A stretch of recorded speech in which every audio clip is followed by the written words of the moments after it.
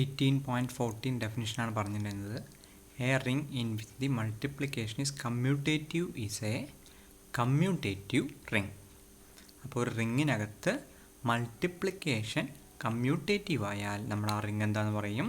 Commutative ring ആണെന്ന് പറയും. അതുപോലെ റിങ്ങിനകത്ത് ഐഡൻറ്റിറ്റി എലമെൻ്റ് ഉണ്ടെങ്കിൽ, അതായത് 1 ഉണ്ടെങ്കിൽ നമ്മളെന്ത് പറയും? യൂണിറ്റി എന്ന് പറയും അതിനെ. So commutative ring with unity എന്ന് പറയും. ഓക്കെ, കമ്മ്യൂട്ടേറ്റീവും ആണ്, യൂണിറ്റി ഉണ്ടെങ്കിൽ കമ്മ്യൂട്ടേറ്റീവ് റിംഗ് വിത്ത് യൂണിറ്റി എന്ന് പറയും. യൂണിറ്റി മാത്രമേ ഉള്ളൂ വെച്ചാൽ യൂണിറ്റി ഉണ്ടെന്ന് പറയും. സോ നമ്മൾ എക്സാമ്പിളും കണ്ടു. അത് 2Z 3Z 4Z ഒക്കെ റിംഗ് ആണ്, പക്ഷേ അതിനകത്ത് ആരില്ല? 1 എന്ന് പറഞ്ഞ എലമെൻറ്റ് ഇല്ല. ഓക്കെ, ഇനി അടുത്തെന്ന് പറഞ്ഞാൽ 18.15 എക്സാമ്പിളാണ് പറയണത്. എന്താ ഈ സം ചെയ്തതിൻ്റെ കേസിൻ്റെ ഇമ്പോർട്ടൻസ് എന്താണെന്നുള്ളത് അടുത്ത എക്സാമ്പിൾ കാണിക്കാനാണ് അവർ പറയണത്. ഓക്കെ, 11th ചാപ്റ്ററിൽ നമ്മൾ കാര്യം പറഞ്ഞത് ZM ക്രോസ് ZN എന്ന് പറയുന്നത് ആരോട് ഐസോമോർഫിക് ആണ്? ZMNോട് ഐസോമോർഫിക് ആണെന്നൊരു കാര്യം പറഞ്ഞിട്ടുണ്ടായിരുന്നു. So ZRS and ZRS cross ZS എന്ന് പറയുന്നത് ZRSനോട് ഐസോമോർഫിക് ആണ്. സോ ശരിക്കും ഈ പറഞ്ഞ കാര്യം സിലബസിൽ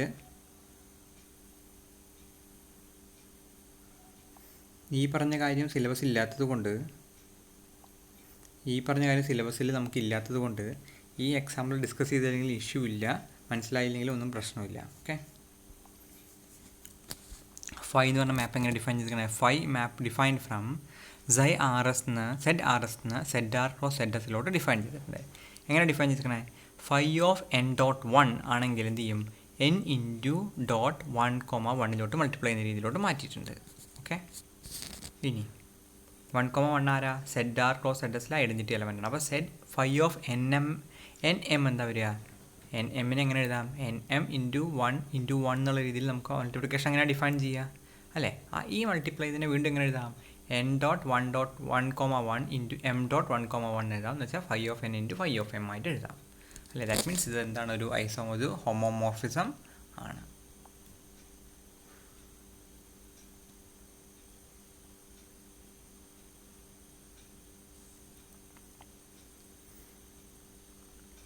ഇനി അടുത്ത് പറയാൻ പോകുന്നത് in a ring R with unity 1 not equal to 0 the set R* of non zero elements. Okay, അതായത് നമ്മൾ ഒരു റിങ്ങിൻ്റെ എക്സാമ്പിൾ പറഞ്ഞപ്പോൾ നമ്മളെടുത്ത എക്സാമ്പിളിലുള്ള റിംഗ് ആരായിരുന്നു? Z ഒരു റിംഗ് ആയിരുന്നു. ഓക്കെ, സെറ്റിൻ്റെ ഒരു പ്രത്യേകത എന്ന് പറയുന്നത് സെറ്റിൽ നമ്മൾ ചോദിക്കുകയാണ് 1 എന്ന് പറഞ്ഞ എലമെൻ്റ് ഉണ്ട്. ഓക്കെ, അതായത് യൂണിറ്റി ഉണ്ട്. നമ്മൾ ചോദിക്കുന്നത് യൂണിറ്റ് എന്താണെന്ന് നമ്മൾ ഡിഫൈൻ ചെയ്യാൻ പോകണം. യൂണിറ്റി അല്ല, യൂണിറ്റ് എന്ന് പറഞ്ഞ അർത്ഥം ഇതാണ്. ഒരു A യൂണിറ്റ് ആവണമെങ്കിൽ there exist a B such that A into B എന്ന് പറയുന്നത് equal to B into A എന്ന് പറയുന്നത് എന്തായി മാറണം? ഐഡൻറ്റിറ്റി എലമെൻ്റ് ആയ 1, മൾട്ടിപ്ലിക്കേഷൻ ഐഡൻറ്റിറ്റീവ് ആയ 1 വരണം. എന്ന് വെച്ചാൽ സത്യത്തിൽ എന്താ? മൾട്ടിപ്ലിക്കേറ്റീവ് പ്രകാരം ഇൻവേഴ്സ് ഉള്ള എലമെൻറ്റ്സിനെയാണ് എന്ത് വിളിക്കുക?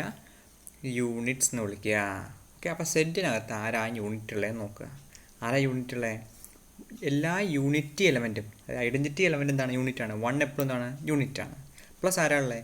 -1 ഇൻവേഴ്സ് ഉണ്ട്. ആരാ? -1 ഇൻറ്റു -1 എന്താണ്? 1 ആണ് അല്ലേ? ദാറ്റ് മീൻസ് അപ്പോൾ സെറ്റിലെ യൂണിറ്റ്സ് ആരാ? 1ഉം -1ഉം ആണ്. സോ അതാരാ? 1ഉം -1ഉം ആണ് എന്തുള്ളത്? സെറ്റിലെ യൂണിറ്റ്സ് ഉള്ളത്. ഇനി നോക്കുക ഒരു എക്സാമ്പിൾ. നമ്മുടെ റിയൽ നമ്പേഴ്സ് എടുക്കണം എന്ന് വിചാരിക്കുക. ഓക്കെ, റിയൽ നമ്പേഴ്സിൽ എന്തുണ്ട്? 1 എന്ന് പറഞ്ഞ എലമെൻ്റ് ഉണ്ട്. അതുപോലെ കമ്മ്യൂട്ടേറ്റീവ് ആണ്. എ ബിയും ബി എ സെയിം ആണ് അല്ലേ? AB ഈക്വൽ ടു BA ആണ് അല്ലേ? പിന്നെ ഏത് A എടുത്താലും, A നോട്ട് ഈക്വൽ ടു 0 എടുത്താലും നമുക്ക് എന്തുണ്ടാക്കാൻ പറ്റും? 1/A എന്ന് പറഞ്ഞ എലമെൻറ്റ് നമുക്ക് ഉണ്ടാക്കാം അല്ലേ? അപ്പോൾ A ഇൻറ്റു 1/A എന്താ വരിക? 1 വരിക അല്ലേ? ദാറ്റ് മീൻസ് ഏത് not equal to 0 non zero ആയിട്ടുള്ള A എടുത്താലും അതിനെന്തുണ്ടാവും? അതിന് ഇൻവേഴ്സ് ഉണ്ടാവും.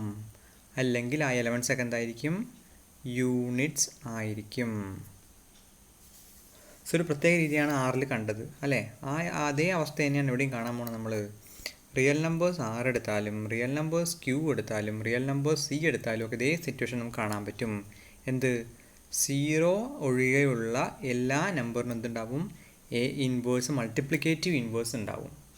അഡിറ്റീവ് ഇൻവേഴ്സ് അല്ല ഉദ്ദേശിക്കുന്നത്, മൾട്ടിപ്ലിക്കേറ്റീവ് ഇൻവേഴ്സ് ഉണ്ടാവും. ഓക്കെ, സോ നമ്മളൊരു പുതിയ പേര് വിളിക്കും ഇങ്ങനത്തെ സ്ട്രക്ചേഴ്സിനെ എല്ലാം. ഫീൽഡ് എന്നൊരു പേര് വിളിക്കും നമ്മളിപ്പോൾ കാണും. Okay, That means we are looking at for the multiplicative inverse. Okay. So a ring R with unity 1 not equal to 0 and set R star of non-zero elements is closed under multiplication. Multiplicative group ആവണമെങ്കിൽ ആരും കൂടി വേണം, multiplicative inverse കൂടി അവിടെ ഉണ്ടാവണം അല്ലേ. Okay,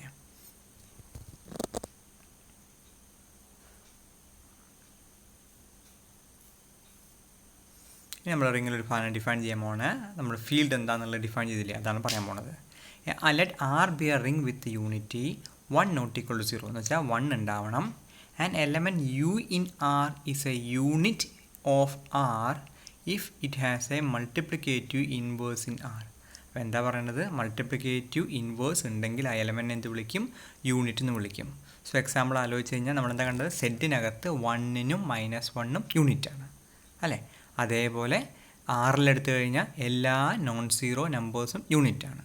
അതുപോലെ നമ്മൾ ചെയ്യണം.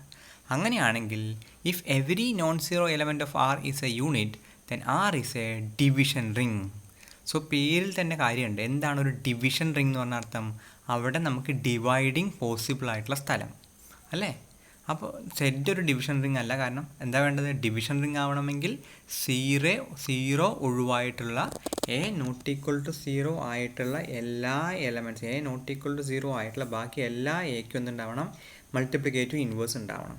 അങ്ങനെയാണെങ്കിൽ നമ്മളെന്ത് വിളിക്കുക, അതിനെ ഒരു ഡിവിഷൻ റിംഗ് എന്ന് വിളിക്കുക. ആ റിംഗ് തന്നെ കമ്മ്യൂട്ടേറ്റീവ് ഡിവിഷൻ റിംഗ് ആണെങ്കിൽ എ ഫീൽഡ് ഈസ് എ, ഫീൽഡിൻ്റെ ഡെഫിനിഷൻ വരുന്നു, a field is a commutative division ring. A non commutative division ring is called strictly skew field. Okay, so ഈ ഡെഫിനിഷൻസിൻ്റെ പേരുകൾ ആലോചിച്ച് വയ്ക്കുക. What is a division ring? Division ring ആവണമെങ്കിൽ എന്താ വേണ്ടത്, റിംഗ് ആയിരിക്കണം. മാത്രമല്ല എക്സ്ട്രാ എന്ത് വേണം, അതിനകത്തുള്ള എല്ലാ നോൺ സീറോ എലമെൻറ്റ്സിനും മൾട്ടിപ്ലിക്കേറ്റീവ് ഇൻവേഴ്സ് ഉണ്ടായിരിക്കണം. അതിനെ ഈ പേരും വിളിക്കാം, സ്ക്യൂ ഫീൽഡ് എന്നും വിളിക്കാം. ഇനി എപ്പോഴാണ് അതൊരു ഫീൽഡായി മാറുക, ഫീൽഡ് ആവണമെങ്കിൽ കമ്മ്യൂട്ടേറ്റീവ് കൂടി ആണെങ്കിൽ അതിനെന്ത് വിളിക്കും, it's A field is a commutative division ring. Okay, അപ്പോൾ ഫീൽഡിൻ്റെ സിറ്റുവേഷൻ ഒന്ന് ആലോചിക്കുക. ഫീൽഡിൽ ഒരു റിങ് ആറ് റിങ് നമ്മൾ ആൾറെഡി എന്തറിയാം, ആറ് റിങ് ആവണമെങ്കിൽ എന്ത് വേണം, ആർ പ്ലസ് എന്ന് പറയുന്നത് അണ്ടർ അഡീഷൻ പ്രകാരം എന്തായിരിക്കണം, അബീലിയൻ ആയിരിക്കണം അല്ലേ. പിന്നെ മൾട്ടിപ്ലിക്കേഷൻ ക്ലോസ്ഡ് ആയിരിക്കണം, മൾട്ടിപ്ലിക്കേഷൻ അസോസിയേറ്റീവ് ആയിരിക്കണം, അസോസിയേറ്റീവ് പ്രോപ്പർട്ടി വേണം. പിന്നെന്താ വേണ്ടിയിരുന്നത്, മൾട്ടിപ്ലിക്കേഷനിലെ ലെഫ്റ്റ് ഡിസ്ട്രിബ്യൂട്ടീവും റൈറ്റ് ഡിസ്ട്രിബ്യൂട്ടീവും ആയിരിക്കണം. പ്ലസ് എന്തുകൂടിയാണ് പറയണത്, 1 എന്ന് പറഞ്ഞ എലമെൻ്റ് ഇവിടെ ഉണ്ടാവണം, ആറിലുണ്ടാവണം. കമ്മ്യൂട്ടേറ്റീവ് ആവണം എന്ന് വെച്ചാൽ AB = BA ആവണം. പിന്നെ എന്തുകൂടി വേണം, A നോട്ട് ഈക്വൽ ടു 0 ആയിട്ടുള്ള എല്ലാ എലമെൻറ്റും ആര് എക്സിസ്റ്റ് ചെയ്യണം, A ഇൻവേഴ്സ് എക്സിസ്റ്റ് ചെയ്യണം. ഇതെല്ലാം കൂടി കൂട്ടിച്ചേർന്ന് വന്നാൽ സത്യത്തിൽ എന്താ ഉണ്ടാവാൻ പോണേ, നമ്മുടെ ആർ സ്റ്റാർ, അതായത് 0 ഒഴിവായിട്ടുള്ള സ്റ്റാർ എന്ത് മൾട്ടിപ്ലിക്കേഷൻ പ്രകാരം എന്ത് ഫോം ചെയ്യും, ഒരു ഗ്രൂപ്പ് ഫോം ചെയ്യും. സോ സത്യത്തിൽ ഫീൽഡ് എന്താ, ആറ് പ്ലസ് ഡോട്ട് ആയിട്ട് ഓപ്പറേഷനുള്ള സ്ഥലം ഫീൽഡ് ആവണമെങ്കിൽ സത്യത്തിൽ എന്താ സംഭവിക്കണേ, ആർ പ്ലസ് അബീലിയൻ ഗ്രൂപ്പ് ആയിരിക്കും അണ്ടർ അഡീഷൻ പ്രകാരം. കൂടാതെ ആർ സ്റ്റാർ എന്ന് പറയണത് വിത്ത് ഡോട്ട് ഓപ്പറേഷൻ പ്രകാരം എന്തായിരിക്കും, അബീലിയൻ ആയിരിക്കും. സോ അതിനെയാണ് നമ്മൾ എന്ത് വിളിക്കുക, ഫീൽഡ് എന്ന് വിളിക്കുക. ഓക്കെ, അതായത് ആർ പ്ലസ് അബീലിയൻ ആയിരിക്കണം. ആർ സ്റ്റാർ ഡോട്ടും അബീലിയൻ ആണെങ്കിൽ ഫീൽഡ് എന്ന് വിളിക്കും.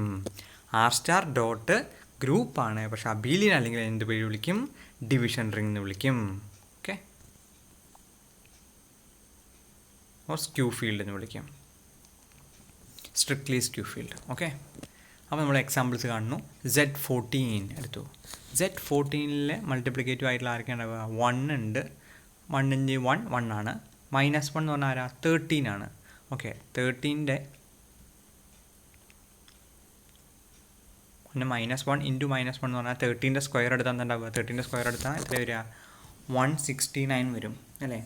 13 സ്ക്വയർ എന്ന് പറഞ്ഞു കഴിഞ്ഞാൽ എത്ര വരും, 116 വരും. പക്ഷെ 169 മോഡിലോ 14 എടുത്താൽ ഉണ്ടാവുക, മോഡിലോ 13 എടുത്താൽ, മോഡിലോ 14 എടുത്താൽ ഉണ്ടാവുക. 14 × 12 എന്ന് പറഞ്ഞു കഴിഞ്ഞാൽ എത്രയാണ്, 28 ഉം 14 168 വരും. എന്ന് വെച്ചാൽ എന്ത് വരും, മോഡിലോ എടുത്തു കഴിഞ്ഞാൽ 1 കിട്ടും അല്ലേ. ദാറ്റ് മീൻസ് 13ൻ്റെ സ്ക്വയർ എന്താണ്, 1 ആണ്. അപ്പോൾ 13ൻ്റെ ഇൻവേഴ്സ് ആരെന്നെയാണ്, 13 തന്നെയാണ്. ഇനി 3 × 5 എടുത്താൽ എന്താ വരിക, 15 വരും. 15 മോഡിലോ 14 എന്ന് പറഞ്ഞാൽ 1 ആണ്. സോ 3 നും 5 നും യൂണിറ്റ്സ് ആണ് അല്ലേ. therefore -3 ആരാ, -3 എന്ന് പറഞ്ഞാൽ 11 ആണ്, -5 എന്ന് പറഞ്ഞാൽ 9 ആണ്, അത് യൂണിറ്റ്സ് ആയിരിക്കും. ഓക്കെ, അതായത് എ യൂണിറ്റ് ആണെങ്കിൽ എയുടെ ഇൻവേഴ്സ് തന്നെയായിരിക്കും, യൂണിറ്റ് തന്നെയായിരിക്കും. നമ്മൾ -3 -5 നോക്കണമെന്ന് മാത്രമേ ഉള്ളൂ വ്യത്യാസം ചെയ്തത്. അപ്പോൾ കട്ടിയ കാര്യം എന്താ, അതായത് 14ൻ്റെ ശരിക്കുള്ള സെറ്റ് 14ൻ്റെ സിറ്റുവേഷനിൽ 14ൻ്റെ യൂണിറ്റ്സ് എന്ന് പറഞ്ഞാൽ അതിൽ ആരാ, 14 എന്ന് പറഞ്ഞ നമ്പറിനോട് നമ്മൾ ഏതെടുത്തത് ശ്രദ്ധിക്കുക, സെറ്റ് 14 ആണ് നമ്മളെടുത്തത് അല്ലേ. സെറ്റ് 14ലെ യൂണിറ്റ്സ് ആണ് ചോദിച്ചത്. ഓക്കെ, സെറ്റ് 14ലെ യൂണിറ്റ്സ് ഇപ്പോൾ ആരൊക്കെ വന്നേ, 1 വന്നു അല്ലേ, 3 വന്നു അല്ലേ, 5 വന്നു അല്ലേ, പിന്നെ 9 വന്നു അല്ലേ, പിന്നെ 11 വന്നു, 13 വന്നു അല്ലേ. ഈ നമ്പേഴ്സിന് എന്തെങ്കിലും പ്രത്യേകം ഉണ്ടോ ശ്രദ്ധിക്കുക. സത്യത്തിൽ ഈ നമ്പേഴ്സ് ആരാ, 14നോട് റിലേറ്റീവ്ലി പ്രൈം ആയിട്ടുള്ള നമ്പേഴ്സാണ് അല്ലേ. ഇവർക്കാണ് നമുക്കറിയാം എന്ത്, n ഉണ്ടെങ്കിൽ എന്നിനോട് റിലേറ്റീവായ നമ്പേഴ്സ് യു ഓഫ് n എന്ന് പറഞ്ഞൊരു ഗ്രൂപ്പ് ഫോം ചെയ്യും അല്ലേ. U of n group under multiplication മോഡിലോ n പ്രകാരം ഗ്രൂപ്പ് ഫോം ചെയ്യും എന്ന് വെച്ചാൽ ഇതിനകത്തുള്ള എല്ലാ എലമെൻറ്റ്സിനും എന്തുണ്ടാവും, മൾട്ടിപ്ലിക്കേറ്റീവ് ഇൻവേഴ്സ് ഉണ്ടാവും അല്ലേ. ദാറ്റ് മീൻസ് യൂണിറ്റ്സ് ആയിട്ടുള്ള ആൾക്കാരാരാ, യു ഓഫ് എന്നിലെ എലമെൻറ്റ്സ് ആണ് അല്ലേ. സോ സെറ്റ് എന്നിനകത്തുള്ള യൂണിറ്റ്സിൻ്റെ എണ്ണം എന്ന് പറയുന്നത്, സെറ്റ് എന്നിലെ യൂണിറ്റ്സിൻ്റെ എണ്ണം എന്ന് പറഞ്ഞാൽ എന്തിൻ്റെ എണ്ണം നോക്കിയാൽ മതി, യു ഓഫ് എന്നിൻ്റെ എണ്ണം നോക്കിയാൽ മതി. യു ഓഫ് n എന്താ, എന്നിനോട് റിലേറ്റീവ്ലി പ്രൈമും ലെസ് ദാനും ആയിട്ടുള്ള നമ്പേഴ്സിൻ്റെ എണ്ണം നോക്കിയാൽ മതി. ഓക്കെ,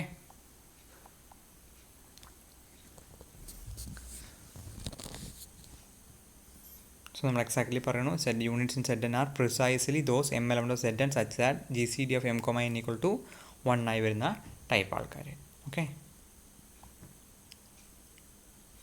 ഇനി Z ഒരു ഫീൽഡ് അല്ല. ഓക്കെ, നമുക്കപ്പോൾ ഫീൽഡ് പറഞ്ഞതിൻ്റെ എക്സാമ്പിൾസും കാണണമായിരുന്നു കേട്ടോ വന്നതിന്. അപ്പോൾ അതുകൂടി പറയാവുന്ന ഫീൽഡിൻ്റെ എക്സാമ്പിൾസ്.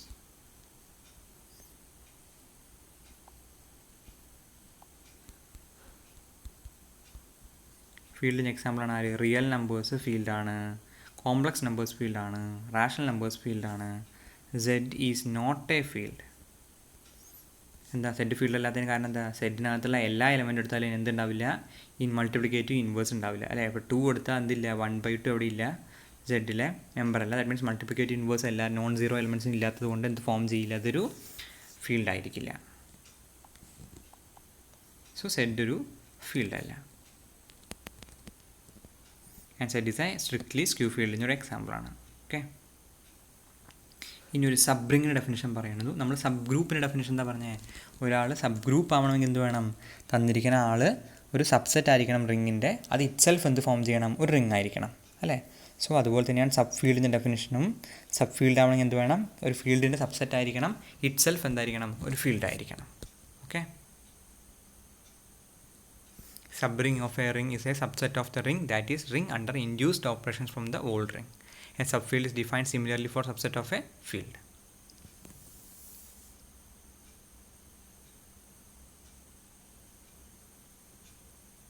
So chapter 18 almost കഴിഞ്ഞു. നമുക്ക് റിങ്ങുകൾ സബ് റിങ്ങുകൾ വേണമെങ്കിൽ എക്സാമ്പിൾ നോക്കാം.